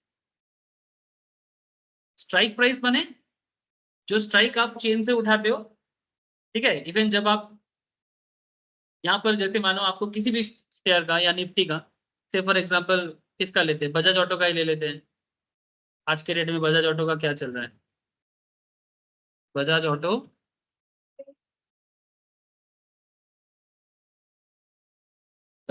को इसमें स्पेस देने का जरूरत नहीं. एक इसका कितना चल रहा है वो मुझे देखना है. बजाज ऑटो का शेयर का दाम 3000 समथिंग होगा. अच्छा निफ्टी ले लेता हूँ फॉर इजी अंडरस्टैंडिंग. निफ्टी ले लेता हूँ. निफ्टी अप्रैल 22,150 देख रहे हैं सर. ऑप्शंस दिख रहा है ना आपको, ठीक है. कॉल ऑप्शंस है, पुट ऑप्शंस है. तो बेसिकली सपोज आपको निफ्टी में सिमिलर काइंड ऑफ सोच आ रहा है निफ्टी में ओवरऑल, तो आप उसमें मानो बायर बन रहे हो, ठीक है. तो जब आप निफ्टी बाई करने जाओगे ऑप्शंस में, तो कॉल ऑप्शंस बाई कर रहे हो, ये सी लिखा है माने कॉल ऑप्शंस है, और आपने बाई बटन दबाया तो बायर बनोगे. और इसमें कितना क्वांटिटी बता रहा है सर? 50 quantity is there. इसमें निफ्टी का वैल्यूएशन आपने जो 22,150 चूज किया ना, ये स्ट्राइक है. अब ओरिजिनल में तो निफ्टी चल रहा है 21,874 पे, है ना. ओरिजिनल में चल रहा है 21,874 पे अभी स्पॉट मार्केट में. उसको बोलते हैं underlying. This is called underlying. मैंने यहाँ पर जस्ट रैंडमली चूज किया 22,150, ठीक है. 50 क्वांटिटी लेना है, मार्जिन का अमाउंट बोला है कि इतना मार्जिन जमा करके बायर बन सकता है. अब बनना है नहीं बनना है ये सब भी तो सीखना है कि सर कौन सा ले, क्यों ले, किस लिए ले. अंथाबड़ी थोड़ी होता है, ठीक है. अंथाबड़ी नहीं होता है, हर चीज के पीछे रीजंस होगा. अब वही रीजंस मैं आपको बताने का कोशिश कर रहा हूँ. जैसे बजाज ऑटो में आपने 2050 का स्ट्राइक चूज किया, ठीक है. 2050 का आपने स्ट्राइक चूज किया. 2026 का आपका स्पॉट मार्केट था, ठीक है. मैंने मार्केट अंडरलाइन में चल रहा था जिस टाइम पे आप 2050 चूज कर रहे हो. क्लियर है ना बात, जो आपको लाइव में भी दिखा है, ठीक है. अब सिनेरियो क्या होगा when you have a expiry date 15 days later. ऐसे तो मंथली एक्सपायरी चलता है, वीकली एक्सपायरी चलता है. तो अगर एक्सपायरी टाइम ज्यादा है कम है, अलग अलग मैटर डिपेंड करता है. और आपको यहाँ पर प्रीमियम देना पड़ता है, ना कि शेयर का प्राइस. मैंने निफ्टी का वैल्यू नहीं देना पड़ता, प्रीमियम का वैल्यू देना पड़ता है, जितना क्वांटिटी ऑफ स्टॉक होगा उसके हिसाब से. इंटरेस्टिंगली मार्जिन अमाउंट क्या देना होगा वो आपका ब्रोकर आपको बता देता है. आपका ब्रोकिंग प्लेटफॉर्म आपको नीचे दिखा देता है कि आपको कितना देना पड़ेगा. You just need to buy और सेल. नाउ क्वेश्चन ये है सर कि यहाँ पर इंट्रिंसिक वैल्यू कैसे काम करेगा. प्लीज कंसंट्रेट करिए, नहीं तो माथा के ऊपर से जाएगा. Spot price minus strike price. If the Bajaj auto on the day of expiry, जैसे मैंने आपको बोला था कि अगर बजाज ऑटो बुलिश होता है, सर एक बात याद करो, आप कॉल ऑप्शंस बायर क्यों बनोगे? Why you should choose call options buy, मैंने आप किसी भी पर्टिकुलर ऑप्शंस को बाय क्यों करोगे? क्योंकि आप बुलिश हो, ठीक है। तो Bajaj auto on the day of expiry is trading eight 2068 spot market में। आपने जब लिया था तब 2026 में चल रहा था और स्ट्राइक लिया था आपने 2050। तो 2000 अब यहाँ पर क्या बताते हैं, स्पॉट माइनस स्ट्राइक। तो स्पॉट है 2068 में, स्ट्राइक आपने चूज किया था 2050, आपने 18% का प्रॉफिट कर लिया। This is your gain. Similarly, if Bajaj Auto is trading as 2025 on the expiry date, the intrinsic value of the option would be 2025 minus 2050, 25% आपका लॉस। क्योंकि मार्केट, आपने सोचा था मार्केट बुलिश, मार्केट तो 2026 में था, मार्केट तो 2026 में था। 26 की जगह मार्केट अगर एक्सपायरी में 25 हो जाता है तो बुलिश कहाँ हुआ? आपको एक्चुअली कुछ नहीं करना होता है, आपको परसेप्शन ठीक करना। आपका काम सिंपल है, try to understand the perception में मार्केट डायरेक्शंस, मार्केट किधर जाएगा, कौन सा, इतना सारा चीज एक्चुअली रियल में कोई नहीं करता है। लेकिन आपको समझना चाहिए ना कि आपको क्या, आपका डायरेक्शनल कॉन्सेप्ट पे आपका प्रॉफिट लॉस डिपेंड करेगा। कैलकुलेशन आपको माइंड पे कर लेना चाहिए या फिर कॉपी बुक करके कर लेना चाहिए कि आपका क्या फायदा हो सकता है, कितना लॉस हो सकता है और क्या सिचुएशन हो सकता है। माने अगर आपको पता नहीं, सपोज आप दुकान खोल के बैठते हो, बिजनेस करते हो, आपको नहीं पता, जैसे डोंट माइंड जस्ट एग्जांपल दे रहा हूं, जैसे इनका लॉजिस्टिक का बिजनेस है, तो ये जब किसी कस्टमर से बिजनेस का ऑर्डर लेता है तो क्या ये हिसाब नहीं करता कि मुझे कितना दूर तक गाड़ी लेके जाना है, कितना बार मुझे को ट्रांसफर करना है, फ्लाइट लेना है कि जहाज लेना है, वो पूरा हिसाब लगा लेता है, उसके बाद ही ना वो चार्ज करता है। सो इतना कैलकुलेशन तो, अच्छा कुछ रिस्क होता है, रास्ते में गाड़ी खराब हो सकता है, different kind of scenario, driver अचानक से नहीं आता है, ठीक है, तो अचानक से बाहर का ड्राइवर बुलाना पड़ता है तो उसको एक्स्ट्रा चार्ज देके लगाना पड़ता है, पेट्रोल का दाम मार्केट में चेंजेस हो सकता है ना, वेरी फ्यू सिनेरियो काम कर सकता है। तो ऐसे सिनेरियो में उसका लॉस सिचुएशन क्या हो सकता है, सब कुछ कैलकुलेट करके फिर वो कस्टमर को एक दाम बताता है। ऊपर से मार्केट कॉम्पिटिशन, अगर आप ज्यादा बोल दोगे तो फिर दूसरा कॉम्पिटिटर है वो ले लेगा। तो जैसे वहां पर होता है वैसा यहाँ पर भी एक बिजनेसमैन ट्रेड करने के टाइम पे कैलकुलेट करता है और कैलकुलेट करके देख लेता है कि वो क्या क्या प्रोबेबल सिनेरियो के अंदर आ सकता है। तो जैसे पहला सिनेरियो में उसने देखा कि अगर उसका कॉन्सेप्ट बुलिश है, जो वो सोचा था वही हुआ, तो उसको 18% प्रॉफिट। सेकेंड सिनेरियो में जो उसने सोचा था वो नहीं हुआ तो उसका 25% का loss. But remember, intrinsic value of an option irrespective of call और put is a non negative number. चाहे कॉल हो या पुट हो, ये हमेशा एक नॉन नेगेटिव नंबर होता है। Hence we leave the intrinsic value at 2025। अगर मानो, अगर अगर मानो मार्केट एक्सपायरी में 2025 में, अगर मानो मार्केट 2025 में 2025 में एक्सपायर करता है तो हम लोग को क्या पता सर, स्पॉट माइनस स्ट्राइक, हाँ उसमें माइनस में नहीं होगा। 2025 माइनस 2025 है ना, तो सॉरी 2050, तो 2025 में मार्केट एक्सपायर होता है और इधर 2050, तो इंट्रिंसिक वैल्यू को हम नेगेटिव नहीं बोल पाएंगे, ये जीरो मानेंगे। ये जो यहाँ पर -25 हुआ ना इंट्रिंसिक वैल्यू, ये नहीं हो। क्यों? क्योंकि इंट्रिंसिक वैल्यू को ना ही कॉल ऑप्शंस में ना ही पुट ऑप्शंस में जीरो माना जाता है। इसके पीछे का लॉजिक ये है कि हाँ मतलब नेगेटिव नहीं होगा, कि किसी भी चीज का मिनिमम वैल्यू नेगेटिव तो कभी नहीं हो, इसलिए इंट्रिंसिक वैल्यू को कभी नेगेटिव नहीं माना जाता। ये एक मैथमेटिकल कॉन्सेप्ट है कि intrinsic value should never be negative. ये एक नॉन नेगेटिव नंबर होगा, अगर वो कभी नेगेटिव होगा तो हम मिनिमम वैल्यू क्या मानेंगे, जीरो। इसके बारे में मैं आगे आगे जवाब दूंगा आपको और डिटेल्स में दूंगा कि अगर क्यों इसको नेगेटिव नहीं लिया जा सकता, इसको नेगेटिव क्यों नहीं लिया जाता। कोई बोलेगा सर मैथमेटिकली तो नेगेटिव दिख रहा है, फिर भी आप क्यों नहीं दे। चलो ऑनलाइन में एक सवाल आ रहा है, हाँ बोलो प्रिंस बोलो। कि इंट्रिंसिक वैल्यू को हम लोग जीरो कंसीडर करेंगे, नेगेटिव नहीं कंसीडर करेंगे, बट जो लॉस होगा वो तो नेगेटिव के बराबर ही होगा ना। हाँ हाँ लॉस, 25 हाँ हाँ ये लॉस नहीं है, ये इंट्रिंसिक वैल्यू है। मैं आपको प्रॉफिट लॉस आपको दिखाता हूँ सर। ये जो आपको मैं कैलकुलेशन सिखाया, ये इंट्रिंसिक वैल्यू का कैलकुलेशन सिखाया, इसमें प्रॉफिट लॉस नहीं सिखाया अभी तक। प्रॉफिट लॉस दिखाता हूँ। अब आगे का सुनो सर, फिर आपको मैं प्रॉफिट लॉस बताता हूँ। Generalising the PL for a call options buyer. अब एक कॉल ऑप्शंस बायर का प्रॉफिट एंड लॉस सिचुएशन देखो, बहुत वाइटल चीज बोलने जा रहा हूँ। Now keeping the concept of intrinsic value of an options at the back of our mind, let us work towards building a table which would help us identify how much money, कितना पैसा कमा सकते हैं as the buyer of a Bajaj Auto या फिर any kind of call options. Bajaj Auto तो just एक बहाना है. Bajaj Auto is just a बहाना. जरूरी नहीं कि आप Bajaj Auto में ही करोगे हमेशा. जो मिलेगा वो करोगे ना. So 2050 call options would make under the various possible spot value changes of the Bajaj Auto in the spot market.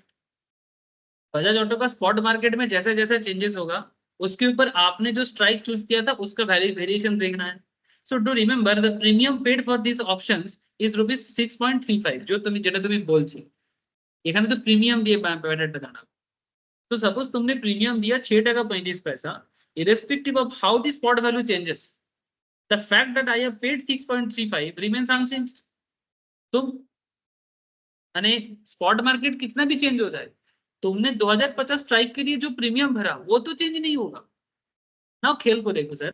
This is the cost that I have incurred in order to buy the 2050 call option. तो 2050 call option एक product की तरह कि मैंने एक product purchase किया जिसके लिए मुझे प्रीमियम भरना पड़ा 6 टाका 35 पैसा लॉट साइज के हिसाब से.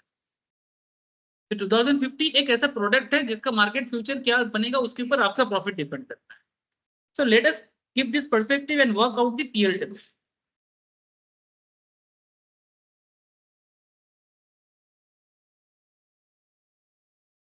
मार्केट डिफरेंट सिनेरियो में क्लोज होता है. Please note the negative sign before the premium paid represent a cash outflow from my trading. ये नोट करने बोला है कि अगर कोई प्रीमियम के पीछे माइनस है इसका मतलब ये पैसा मेरे पॉकेट से गया है इसलिए माइनस. ठीक है. एक्चुअली जब कोई कॉल ऑप्शंस बायर होता है उसका प्रीमियम पेड हमेशा माइनस पे ही दिखेगा. क्यों? क्योंकि कॉल ऑप्शंस बायर हमेशा प्रीमियम पे ही करता है. वो प्रीमियम कभी रिसीव नहीं करता. लेकिन अगर यही चीज प्रीमियम रिसीवर के केस में होता तो ये पॉजिटिव में दिखता. क्यों? क्योंकि वो चीज वो रिसीव कर रहा है. So now point is market याद करो सर 2026 में स्टार्ट किया था. अब पॉसिबल वैल्यू ऑफ स्पॉट अलग अलग ऐसे देखो यहाँ पर जितना सारा है मार्केट कुछ ना कुछ तुम्हें तो होगा रे बाबा. इतना सारा प्रोबेबिलिटी है कुछ तो होगा. अब आपका डायरेक्शन क्या है ये बहुत इंपॉर्टेंट है.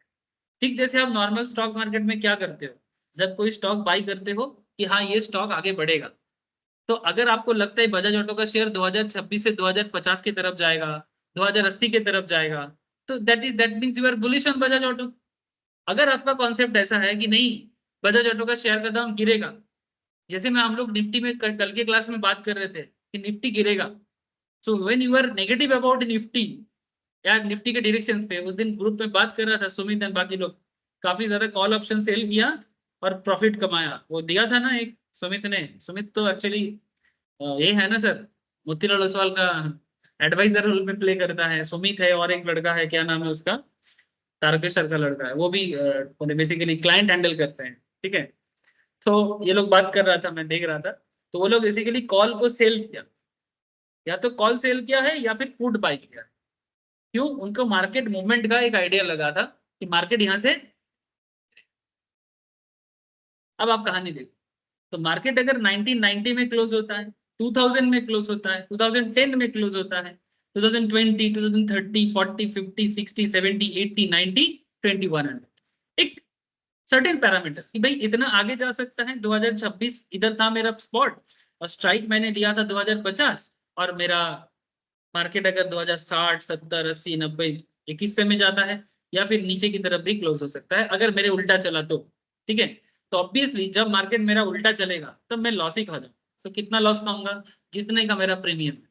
नाउ कैलकुलेशन कर लो बहुत सिंपल कैलकुलेशन टेक्निक है. स्पॉट 1990 1990 ठीक है और आपका स्ट्राइक कितना है 2050.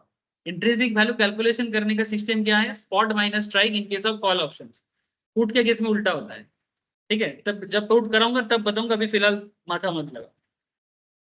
स्पॉट माइनस स्ट्राइक तो स्पॉट माइनस स्ट्राइक करने से 1990 से अगर 2050 को माइनस करोगे तो नेगेटिव आएगा. लेकिन नेगेटिव नहीं लेना है. क्या लेना है? जीरो. तो जीरो तो आपका पीएल क्या होगा 0 प्लस 6 टका 35 पैसा. लेकिन 6 टका 35 पैसा तो तुमने दिया लिया तो नहीं ना मैंने this is debited from your account not credited. तो जीरो तो आपका इंट्रिंसिक वैल्यू हो गया और इधर आपका 6 टका 35 पैसा पॉकेट से गया. तो ओवरऑल आपका लॉस कितना हुआ 6.35। अगर लॉट साइज 50 का है तो 50 इंटू जितना इतना लॉस। अब जो भी मार्जिन आपसे लिया था उस मार्जिन से पैसा काट के बाकी पैसा वापस करेगा, और अगर ज्यादा लगेगा तो और मार्जिन मांगेगा। नॉर्मली वो लोग सोच समझ के करते हैं। कभी कभी मार्केट सिनेरियो में ना प्रीमियम के चेंजेस इतना हो जाता है, या ऐसे सिनेरियो होता है कि कभी कभी, क्योंकि जिन लोगों का चलता रहता है ना ट्रेडिंग सिस्टम, प्रीमियम फिक्स्ड है, लेकिन कभी कभी मार्केट में वो एक के बाद एक ट्रेड लेता रहता है। तो कई बार कुछ ब्रोकिंग फर्म के साथ क्लाइंट का अच्छा रिलेशन होता है, तो ब्रोकिंग फर्म खुद की तरफ से कर देता है, फिर क्लाइंट से बोलता है कि आपका थोड़ा मार्जिन कम है, आप और ज्यादा प्रॉफिट में। वो होता है, जो रेगुलर करते हैं उनके साथ ब्रोकिंग फर्म मेंटेन करके चलता है। आप फिलहाल इतना देखो सर, 6.35 लॉस समझ में आया आपको? कब कब आपका ये लॉस रहेगा? जब तक आपका स्ट्राइक प्राइस के ऊपर मार्केट नहीं जाता है।